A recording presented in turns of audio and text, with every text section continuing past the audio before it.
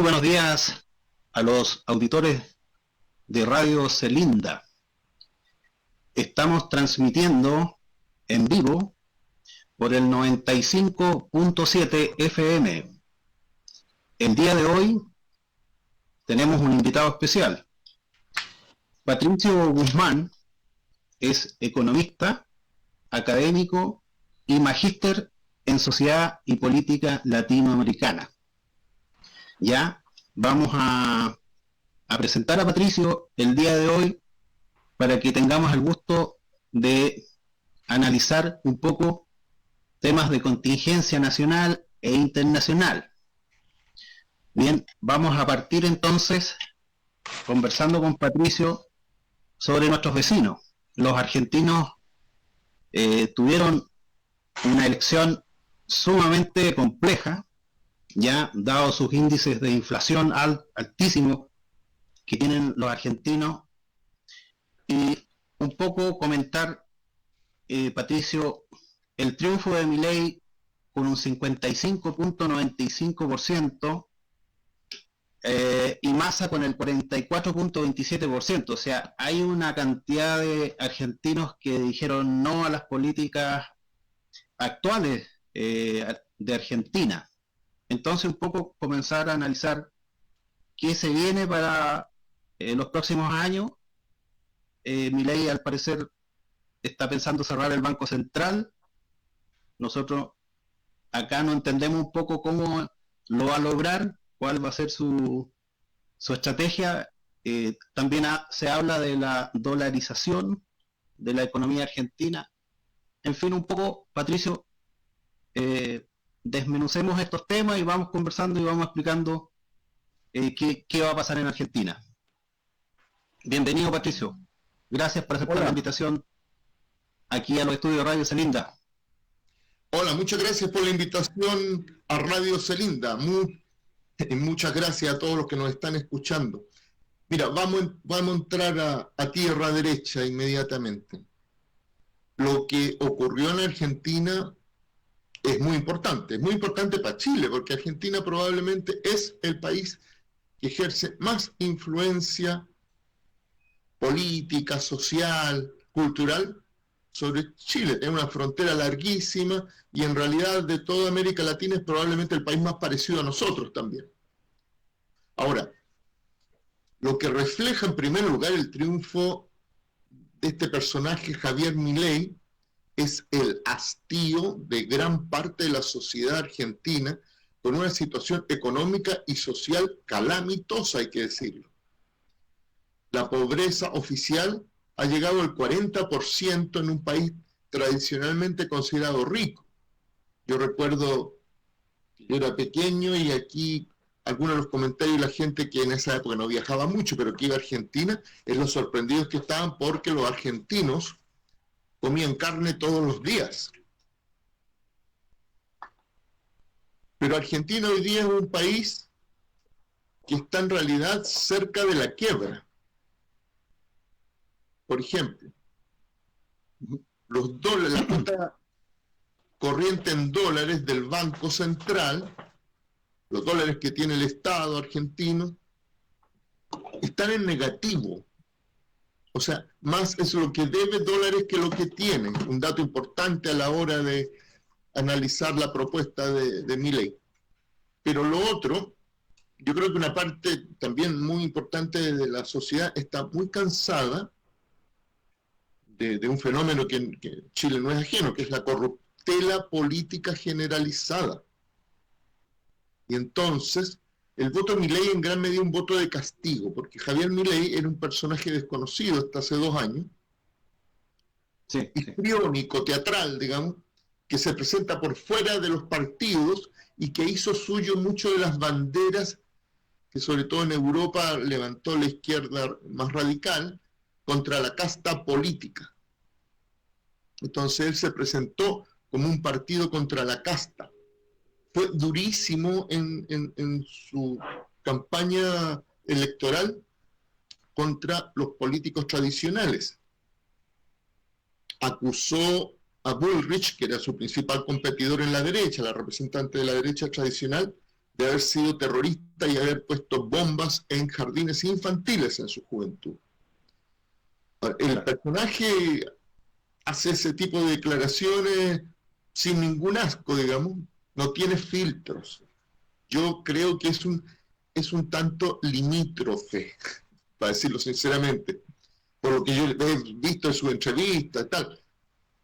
No es que tenga, por supuesto, ningún papel, ningún informe de su psiquiatra, pero ha prometido muchas otras cosas, como que nunca iba a hablar con Lula porque Lula era un corrupto y comunista.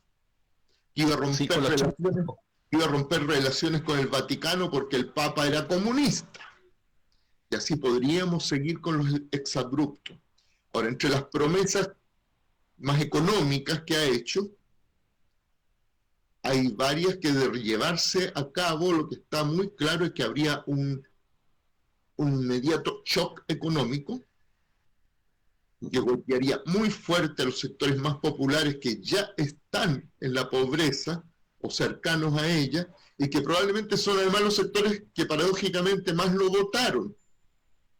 Y esas políticas son terminar, por ejemplo, con todos los bonos, que son muchos, que da el Estado argentino a la gente en situación de pobreza, terminar con todos los subsidios a las empresas también prometió, lo que ustedes entenderán que rápidamente se traduciría en un aumento exponencial del desempleo, por lo menos hasta que los empresarios y la economía se reajuste a la nueva situación, como ocurrió en Chile cuando pusieron la política de shock, después un par de años después del establecimiento de la dictadura militar.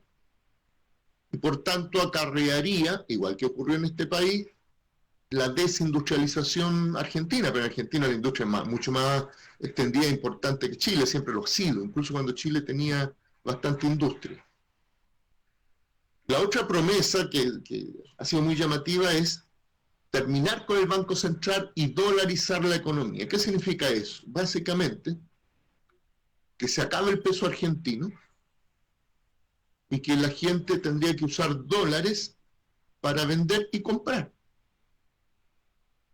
Primer problema es que el Estado, con ello el gobierno, renunciaría a tener política monetaria, es decir, aumentar o reducir las tasas de interés, lo que se traduce en aumentar o reducir el dinero circulante, con lo cual tú puedes controlar la inflación o puedes relanzar la demanda. El Estado argentino renunciaría a eso. El argumento, que no deja de ser cierto, es que lo ha hecho tan mal que está al borde de la hiperinflación. Pero, ¿se recuerdan ustedes esa frase que dice es peor el remedio que la enfermedad? Yo me temo eso. Pero hay además un problema técnico. No hay dólares suficientes para implementar esa política.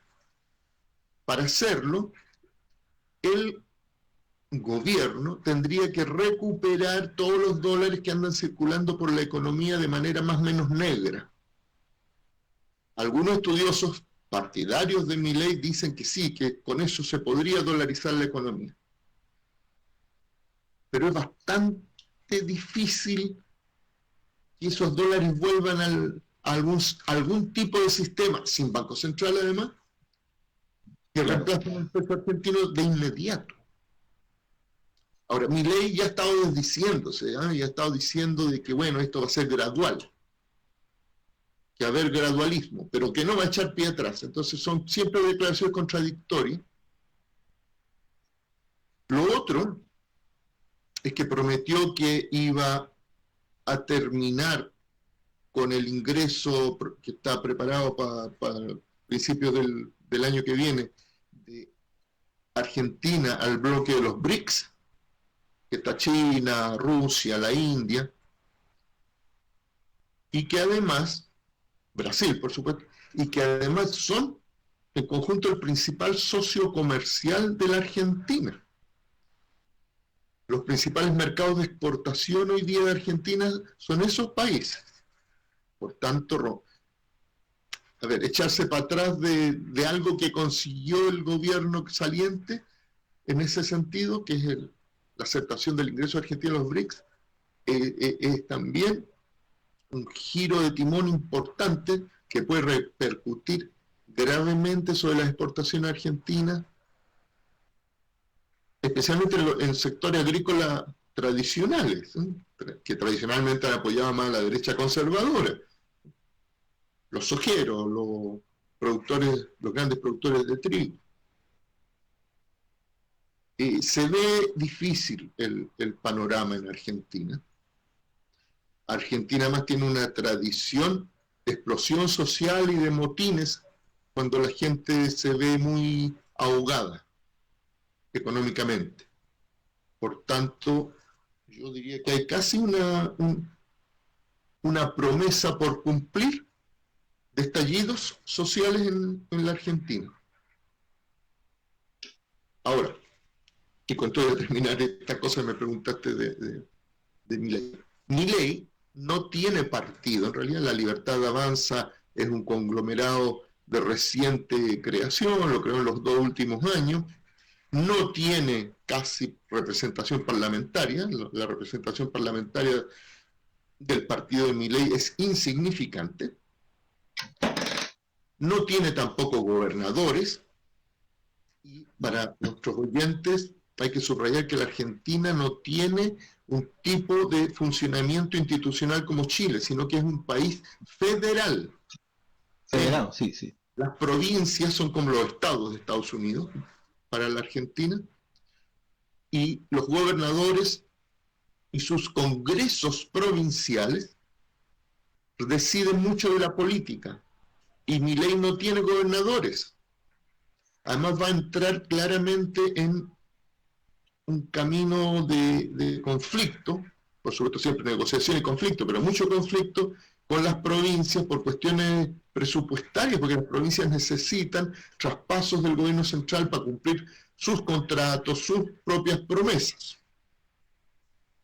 O sea, toda la estabilidad, no solo macroeconómica, sino también política y social de la Argentina, está muy en entredicho. Yo diría que eso es, además que para llevar adelante un programa tan radical como el que proponía Milei, necesitaría una mayoría abrumadora en el Congreso que no tiene. De hecho, está en minoría en el Congreso. Y no tiene tampoco los cuadros políticos y técnicos para su gobierno. Y en realidad, los que han desembarcado masivamente en el gobierno y en los principales ministerios son los de la derecha tradicional, de Macri y Bullrich, que no tienen el programa de Milei, sino un programa de ajuste duro, de represión, pero que es un programa de derecha conservadora tradicional, de ajuste. No el programa de shock de Milei. De hecho, el que Milei había anunciado que iba a ser el gobernador del Banco Central, creo que el cargo, que en realidad iba a llegar ahí porque es un convencido de la necesidad de dolarización y de cerrar el banco, o sea, iba a cerrar, ¿no? Sí, eso dijo. La motosierra de Milei ya renunció, porque dice que el gobierno no está apoyando ahora el cierre, por la mayoría de la composición del gobierno. Hay varios de los diputados elegidos del partido de Milei que también ya renunciaron al partido. No tiene la fuerza suficiente como para gobernar la Argentina, en mi opinión, con el programa que él propuso. Pero por supuesto, vale, la derecha conservadora tradicional se va a subir por el chorro y va a intentar llevar adelante lo más posible su programa, que también es un programa de ajuste estructural, de quitar poder adquisitivo a los sectores populares, que como yo les decía al principio, ya están muy empobrecidos, ya el 40% de la población vive oficialmente bajo la línea de la pobreza. Ustedes saben que siempre esa línea es una línea bien engañosa, porque maquillada. De ese más. Patricio, ¿tú crees que la hiperinflación la va a conseguir Milei en el corto plazo con todo lo que tú has mencionado? Porque en estricto rigor son solo promesas de campaña que no va a poder llevar a cabo. La motosierra se va a quedar sin benzina en el primer año. y se va a generar estos estallidos sociales, los piquiteros que llaman en Argentina, que son muy eufóricos, y van a salir a criticar a Milei, ¿ya? Entonces, podemos estar en el corto plazo en una hiperinflación en Argentina, a modo tuyo. Argentina ya está al borde de la hiperinflación. O sea, se está hablando de un 100% de inflación hasta un 300% de inflación. Si Milei aplica sus programas de recortes brutales en la Argentina, sobre todo de todo tipo de ayuda social, porque él con descaro decía cosas como, ¿por qué va a haber salud pública? Si alguien está enfermo, que pague su atención. Le preguntaba, ¿y si no puede? Bueno, no se atenderá, pues. Esa es su lógica.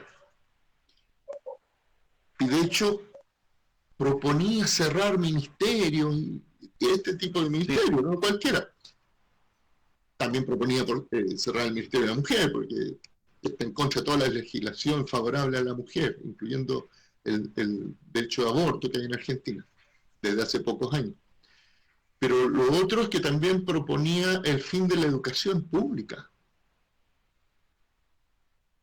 Entonces, pero si él aplica todas esas medidas, claro, si la gente no tiene con qué comprar, se supone que se corta la inflación. Pero de nuevo, el remedio en este caso puede ser peor que la enfermedad. Podemos tener en la Argentina, un país que está lleno de vacas y trigo y soja, gente literalmente con hambre. Cosa que no es habitual en la Argentina, nunca lo fue. Y cuando empezaron a ver esos fenómenos, sobre todo en las provincias más pobres, como Salta, en el norte, eso se cerró con caída del gobierno, con casi revoluciones a nivel nacional de toda la Argentina. Entonces, lo primero es, Argentina ya está al borde de la hiperinflación, se necesita un cambio de rumbo, pero el cambio de rumbo que propone Milei es en realidad una especie de golpe de Estado institucional, social, con un dolor social sobre las personas brutal. Si eso ocurre, claro, si la gente no tiene dinero, no puede haber inflación. Y si el dolariza y no hay dólar suficiente en la economía, la gente no va a tener para comprar.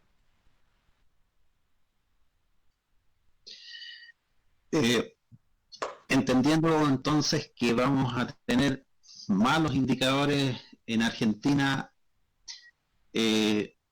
Patricio, hablemos un poco sobre macroeconomía en Chile. El PIB está en 11.7 según la CEPAL. Boris está en este minuto, aquí lo tengo, tiene un 30% de apoyo. A modo tuyo, ¿cómo se ven? Y hablemos también del desempleo.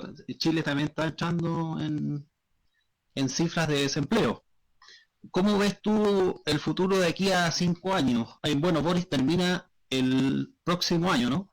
Le quedan 2 años de gobierno.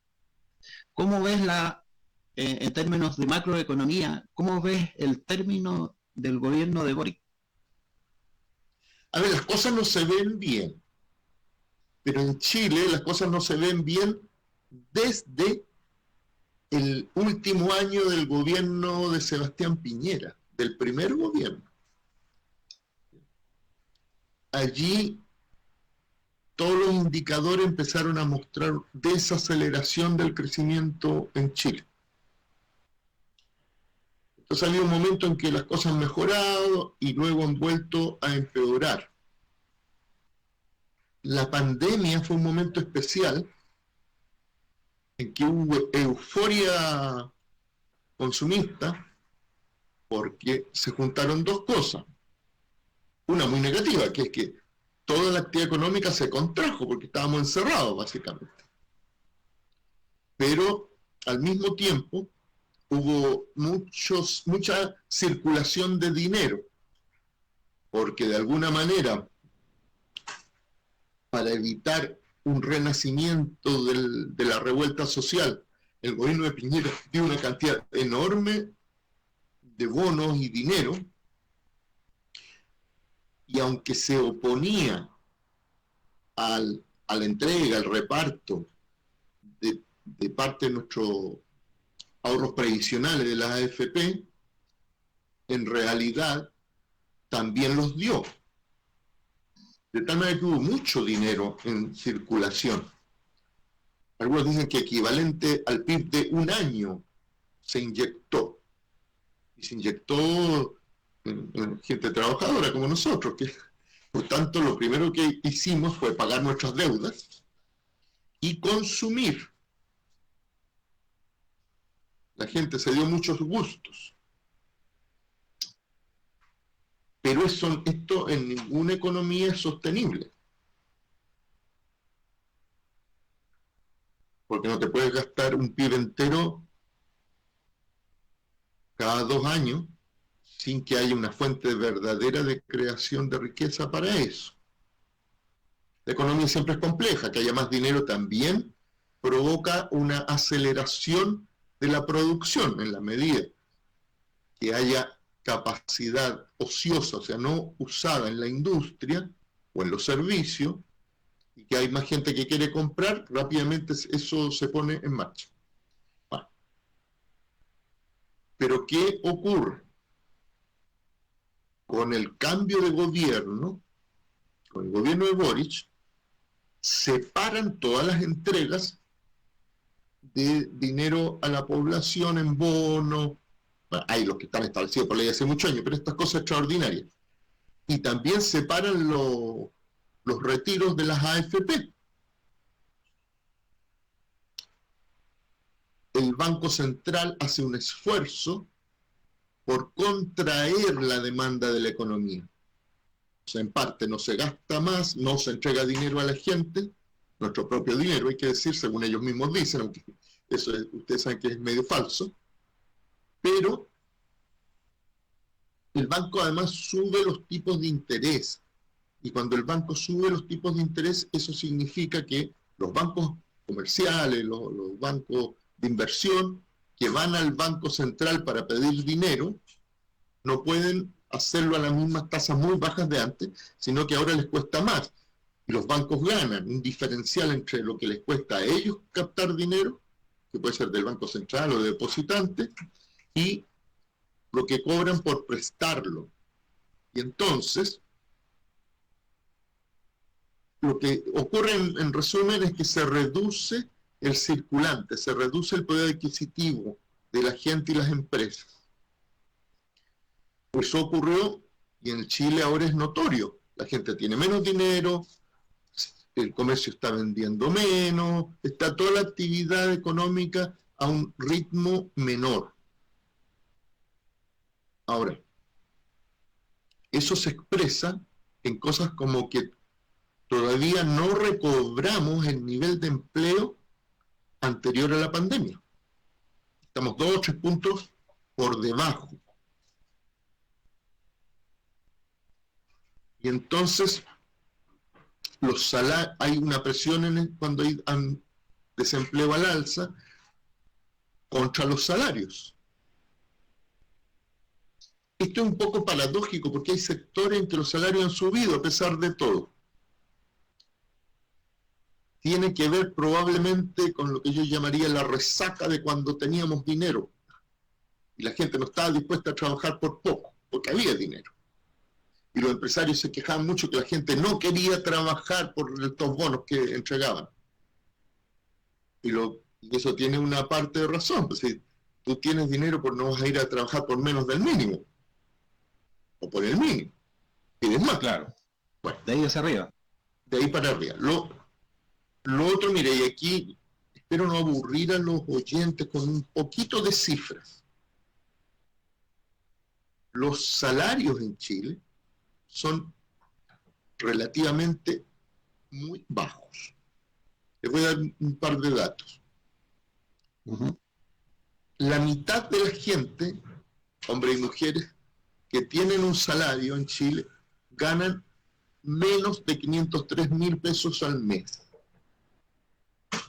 2/3 de las personas ganan menos de 700.000 pesos al mes.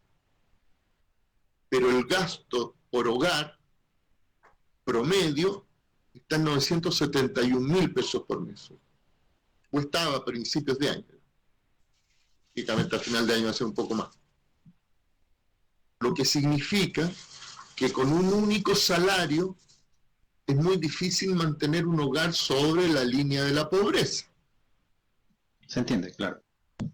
Pero además las mujeres ganan mucho menos que los hombres. En promedio, las mujeres ganan 217.000 pesos menos que los hombres.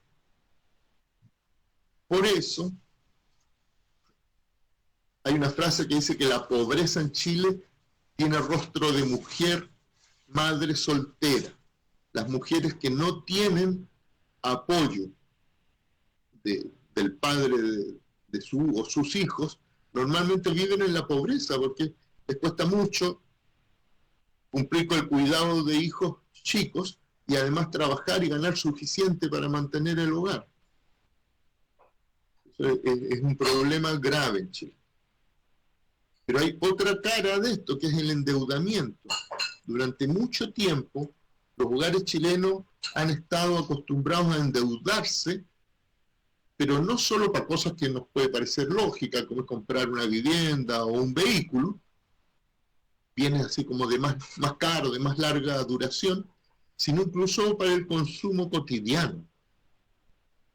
Y tenemos, según datos del primer trimestre del 2023, que hay 4 millones de personas endeudadas morosas, o sea que no han podido pagar sus deudas.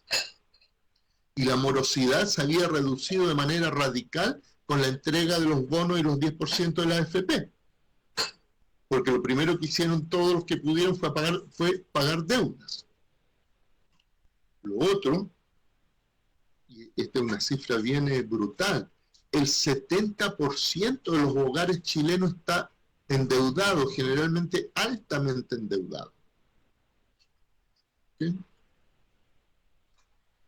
Y a este panorama hay que agregar que el subempleo es de 458.000 personas. O sea, hay 458.000 personas que trabajan, pero trabajan con un nivel muy grande de precariedad o con horarios menores a lo que necesitarían, y esas personas ganan menos de 241.000 pesos por mes. Estos son los datos macroeconómicos que más nos afectan a nosotros. Es una situación difícil, no se han cumplido las promesas, o por lo menos las expectativas que tenía la gente con el gobierno de Gabriel Boric, porque hay que recordar que él y todo el conjunto de los partidos que lo apoyan el gobierno en su momento promovieron la entrega de los bonos sociales, promovieron el retiro a los 10%, y luego en el gobierno han hecho lo contrario. Aún así, y aquí me meto un poco en política, que conserve el 30% de adhesión todavía es bastante bueno. Es similar, incluso superior a la adhesión que tuvo en la primera vuelta de las elecciones presidenciales. Ahora, ¿cuánto se va a deteriorar esto y cuán rápido? Depende mucho de este tipo de indicadores que yo les decía. Tenemos muchos problemas sociales en Chile. Tenemos el problema de la vivienda. El gobierno dice que nos faltan, no me acuerdo si eran 600.000 viviendas, pero la verdad, yo estuve revisando las cifras hace un par de semanas, nos faltan cerca de 2 millones de viviendas. Y en paralelo el Congreso ha aprobado leyes para hacer mucho más difícil las tomas de terreno, que las grandes ciudades desde los años 50 ha sido una salida para la gente tener un techito donde vivir, bajo el cual vivir. Y este problema probablemente nos va a traer también en el futuro choques sociales. Y los otros problemas ustedes son conocidos para todos ustedes. Tenemos la educación en una muy difícil situación. Ninguno de estos problemas son achacables exclusivamente al gobierno de Boric, por supuesto. Son problemas que arrastramos de hace décadas, algunos, incluso desde la época de la dictadura cívico-militar. Desde el punto de vista de sus logros, la municipalización y privatización de la educación ha sido un completo fracaso.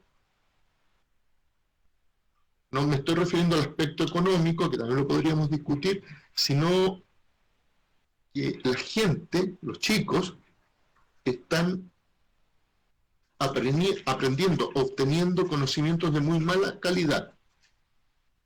Entonces, formalmente tenemos mucho más gente que recibe títulos, que termina la educación,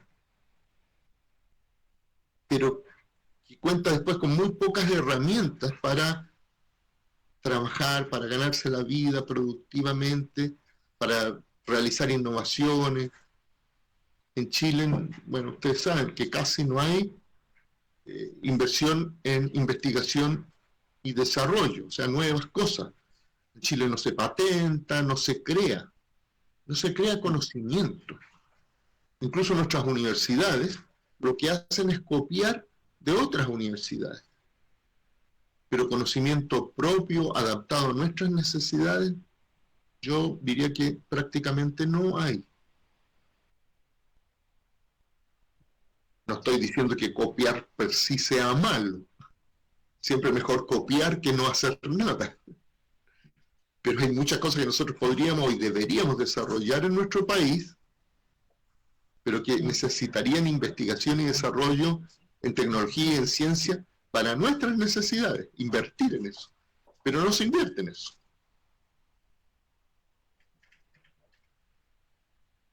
Patricio, hablemos un tema que está saliendo muy a flor de piel, que es la inmigración. ¿Ya? Entiendo que Perú está llevando a cabo un plan para repatriar a muchos venezolanos. Y Chile está en las mismas, pero ahora estuve escuchando a la ministra del Interior, una reunión fallida con Venezuela con respecto a qué pasa con la inmigración, Patricio, desde el punto de vista de donde si el país de origen no recibe a sus ciudadanos, ¿dónde quedan? ¿Quedan en un limbo? ¿Qué ocurre aquí en este caso?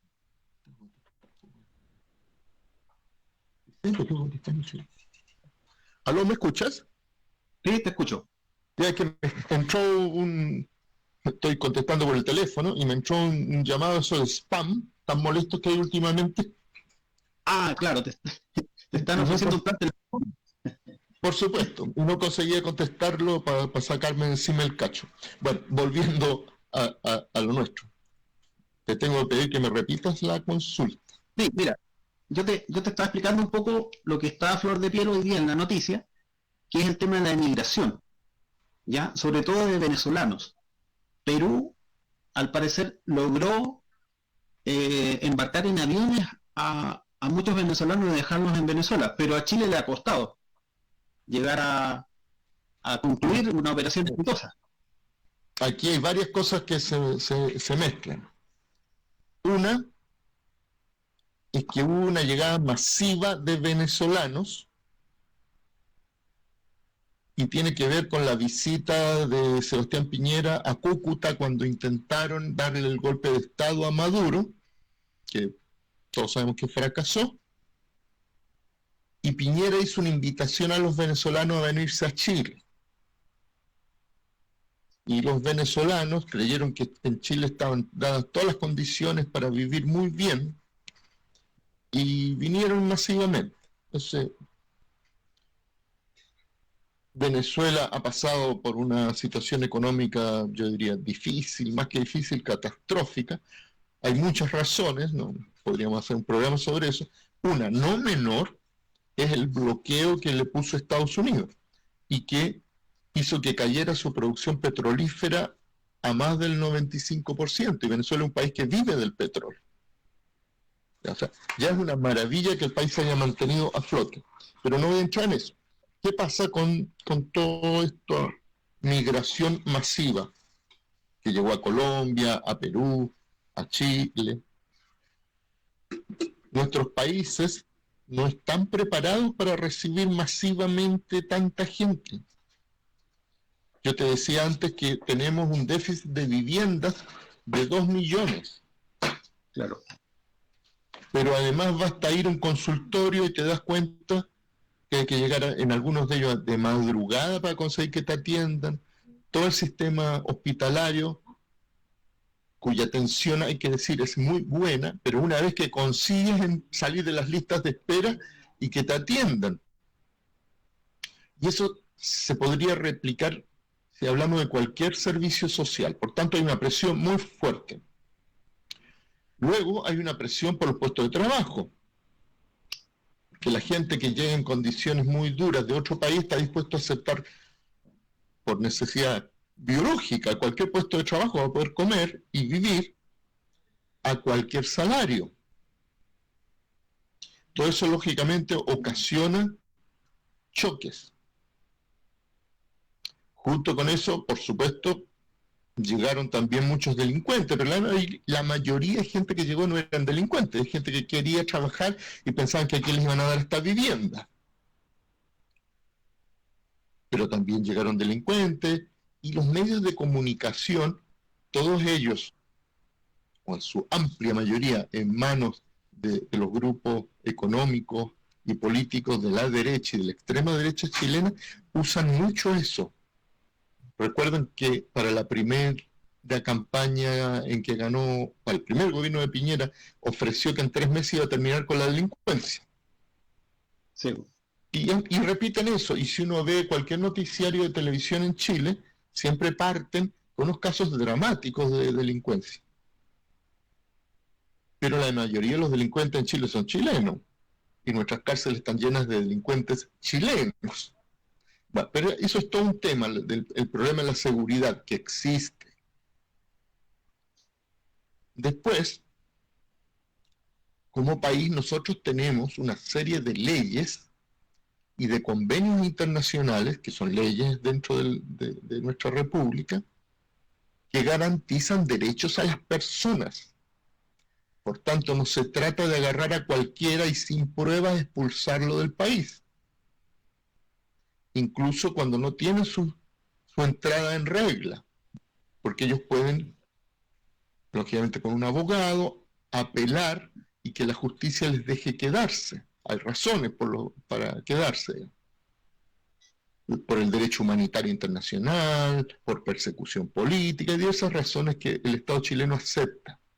Y entonces eso hace que las expulsiones no pueden ser expresas.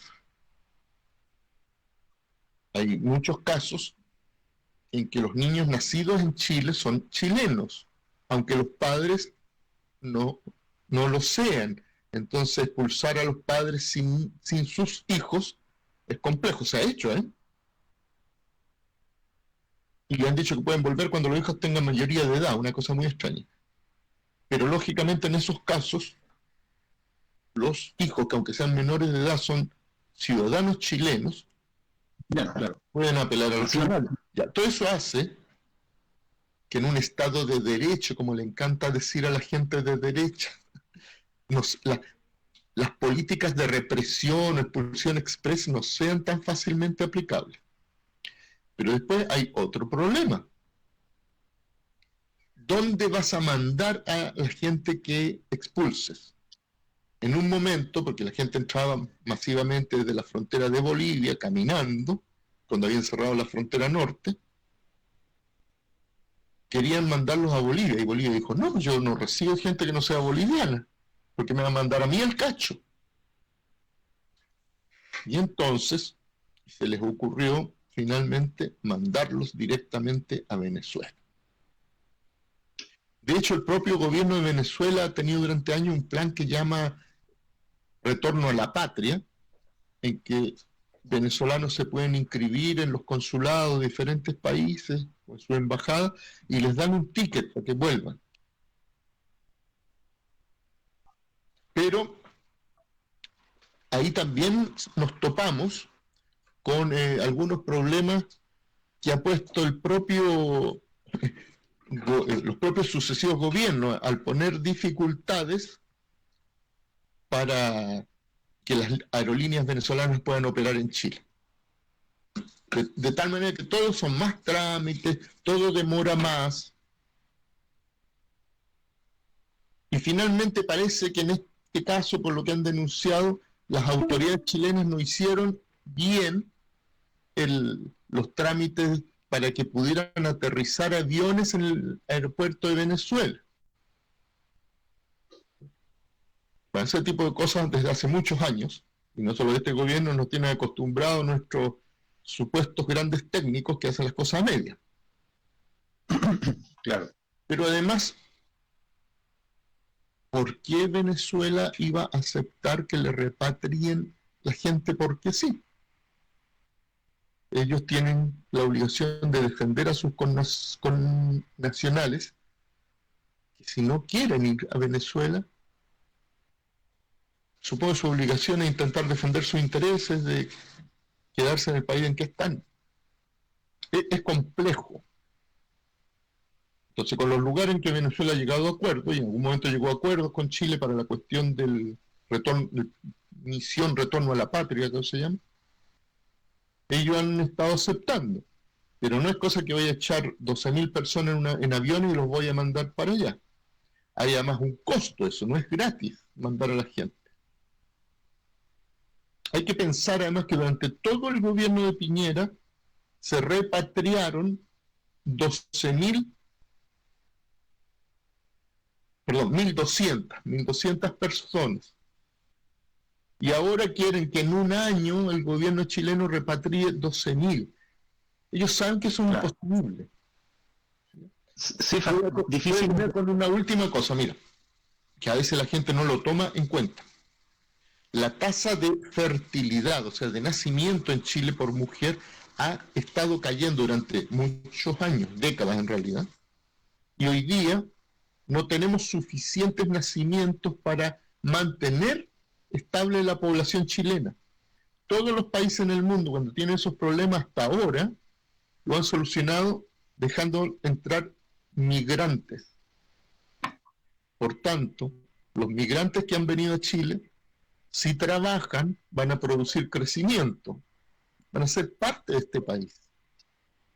Chile tuvo mucho tiempo en que había muy baja migración, o sea, inmigración, entrada al país, pero antes tenemos que recordar que desde los españoles en adelante hasta el siglo XIX, con la llegada de los colonos europeos, traídos por el gobierno, este siempre fue un país de inmigrantes. Por tanto, no es poco habitual que cada uno de nosotros se mira para atrás nuestras familias, vamos a encontrar bisabuelos, abuelos, de otras nacionalidades.